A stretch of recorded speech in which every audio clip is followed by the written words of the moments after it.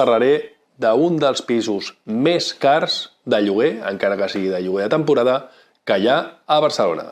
Sabeu on està? Sabeu quin preu té mensual?